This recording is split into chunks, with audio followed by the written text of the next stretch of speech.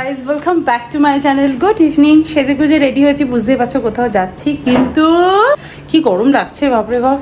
আর আমি যাচ্ছি হচ্ছে আমার যে ব্লাউজ বানাতে দিয়ে এসেছিলাম সেখান থেকে আনতে যাচ্ছি। আর একটা ব্লাউজ আছে যেটা টুইটির অন্য নেবে, ওখানে গিয়ে আমি যখন কাজ করব তখন প্রান্তি কি করবে দাঁড়িয়ে থেকে, তখন প্রান্তি এই জায়গাটা বসেছিল জানো, যেই আমি এই লাইটটা জ্বালিয়েছি সাট করে আমার গায়ের উপর ঝাঁপিয়ে পড়েছে। রয়েছে এই ব্লাউজটা, হ্যাঁ শাড়িটা কতটা মোটা।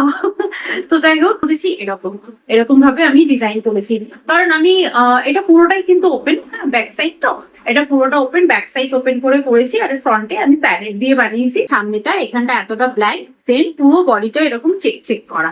এর ব্লাউজটা ছিল না মডেল ঠিক যেরকম পরে আছে, আমরা বলেছিলাম আমরা সবাই সেরকমই। এই কালারটা আমার ভীষণ প্রিয় একটা কালার, একটা টাইম ছিল আমি ইয়েলো কালার দিই। আর শাড়িটা দেখাই, শাড়িটা তো বুঝতেই পারছো এই কালারে, পাতটা হচ্ছে এরকম।